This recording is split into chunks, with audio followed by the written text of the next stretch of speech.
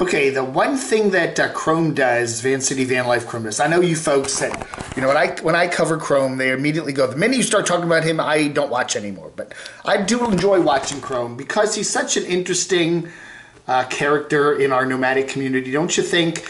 Again, I call him Mr. Perfect. He's done everything right. He's built his channel to making, close to 10K a month, a Social Blade. He's just done a magnificent job building out his channel and all the exciting content and, what do you call it? Checking all the boxes. The shirts box checked, the PayPal box checked, the Patreon box checked, all the content boxes check, check, check, check, check. The merch box checked. Every box you can think of has been checked except one. Gotta buy some land box. Check. The gotta buy some land box. I don't know. He's talking about buying some land in this one. The perfect piece of land, wondering what's next in my van life. Now we saw a lot of nomads do that last year, pandemic year 2020. Home bases, buy little shacks, make prepper shacks, or buy homes on mushy ground with a lot of water around them, and other things, apartments sometimes. Get home bases, or just buy land where you can reliably park and you don't have to worry about anything. Panda Acres there, Panda Land, Amaja Acres, whatever it's called. Now we're going to have, Chrome Land. I don't know. Van City Van Land. Yeah, but he's thinking heavily about, we got his fellow Canadian there, just incredible, who's got some land and is building out some stuff on it there. Beautiful.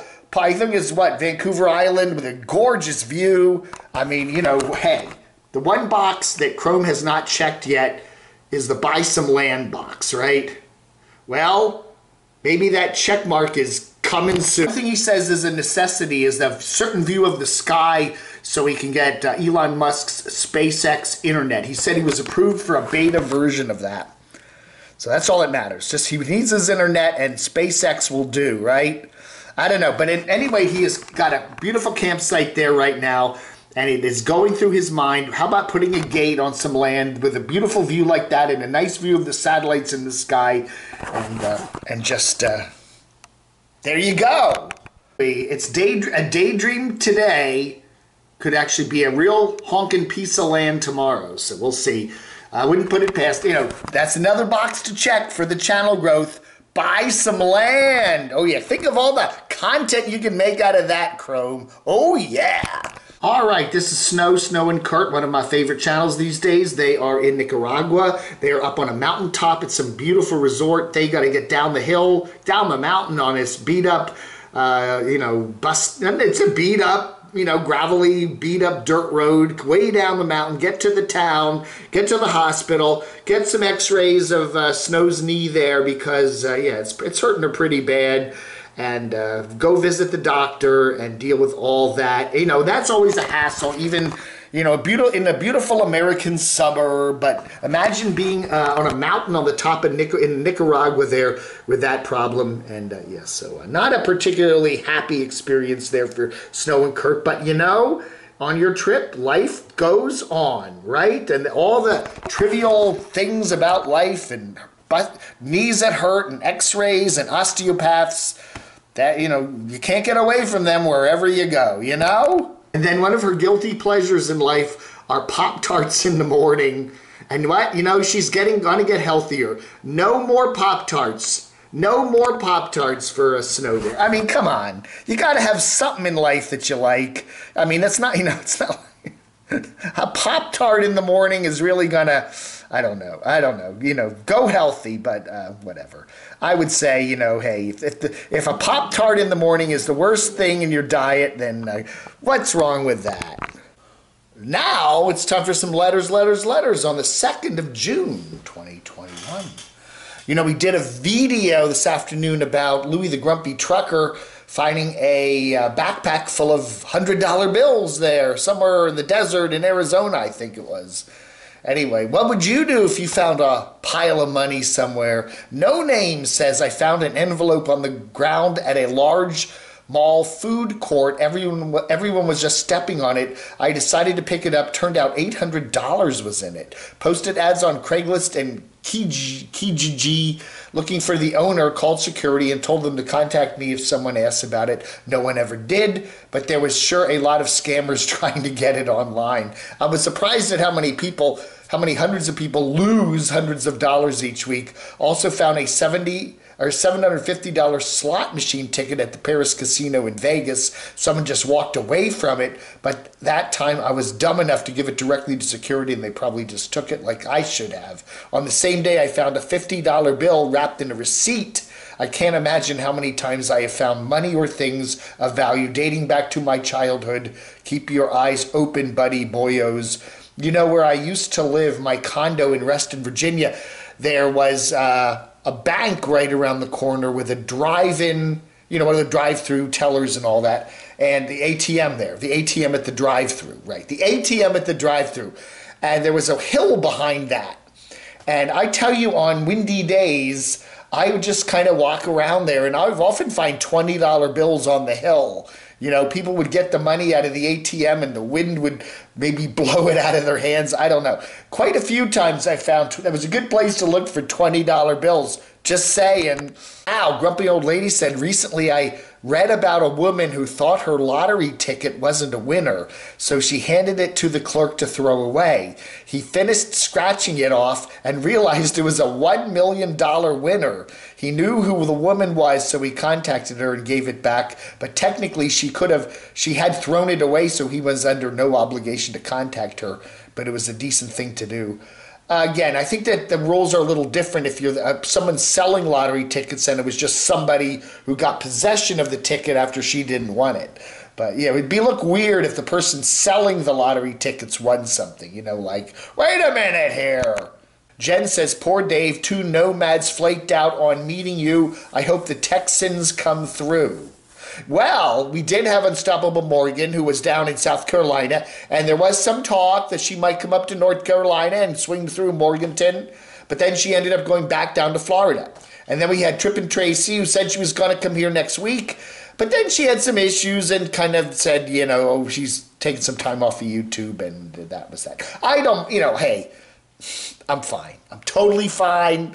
You know, I offered to buy people Whopper meals and nobody wants them, but you know, I do have a few more coupons if someone wants to stop by and take advantage of. Let's see, we got a family bundle: 3 Whopper sandwiches, 3 cheeseburgers, and 3 French fries for $12.99.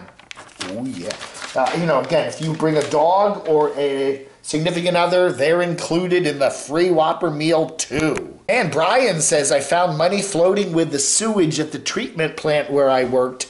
My coworkers wanted to split it up between us. It would have been a couple of hundred each.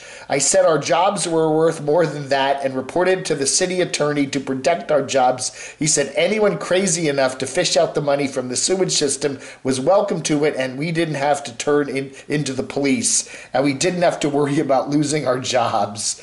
Oh my God. Mike Brandenburg says the government will want to cut. Yeah, I guess if you find money, if you just find a whole bunch of $100 bills there, legally, should you report that to the IRS as found money and pay tax on it? I don't know, man. Confabulous Cruisers Creative Confabulations. We found a wallet the other day. Whenever we find something of value, we surrender to the local police. Just call the non-emergency number and they will come and pick it up.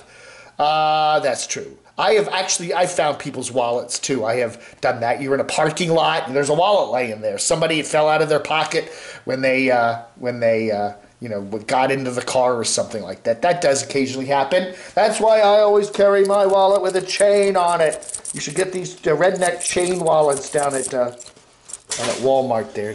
That's coming very handy. Yeah, when you find a wallet with ID in it, you know whose money it is. You know, yeah, you just go into the local retail operation where you're in front of and turn it into their lost and found or whatever, and or just directly contact the person. Oftentimes, if you go through and find the driver's license, find their phone number, and just call them directly. Scottish Wanderer says, would I like to see Mike back on YouTube? I miss his videos. I do miss Mike. He's an oddly compelling guy, and I did enjoy watching his videos. I do say that. He was, I don't know, sometimes I would, yeah, I don't know. Sometimes he put up videos that I didn't think were that terribly interesting, but his life was kind of oddly compelling, and I do kind of miss him. I do, though, hope whatever he's doing now, he's getting better and feeling better about his life. And, losing his dog sober back in February was a tough thing for him, obviously. And I hope everything is going okay. I do think that some of these nomads, it would probably be good for them to take a break.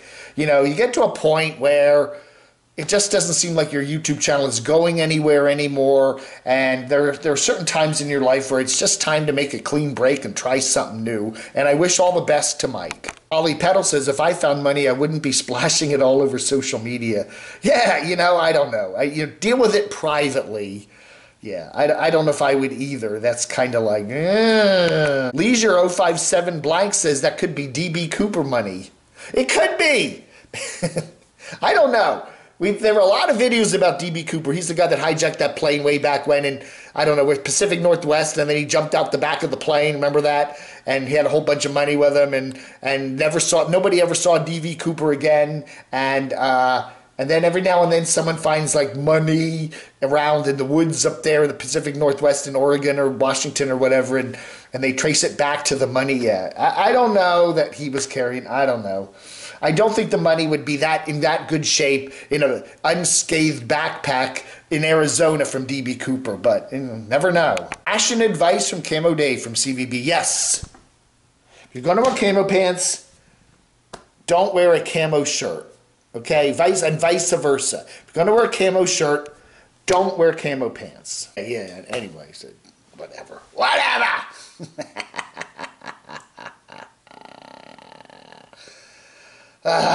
Polvo says, Steve Wallace is one of the few nomads you cover that I watch regularly. Always fun, no drama, no appeals constantly for help. And you can put Slim Potato Head and Foresty Forest in there too. The other people, he lists a whole list of people here, including who, the guy in the house there in Illinois, are all unwatchable unless they are begging for dinero. Oh, yeah. Hey, and No Fear to Trek says that he's growing his channel because I'm talking about him. Ray! Thanks for the mention, Ray writes. Even if it was just a filler, I've got nothing days. My views have leaped from 16 to 28. Do you know what? Percentage-wise, that's like, almost 100%. And his subscribers have jumped from 1 to 88. That's like a couple 1,000%. For the record, it was an ATV in the trailer. Oh, yeah, okay. I thought he was talking maybe his motorcycles were in the trailer, but anyway.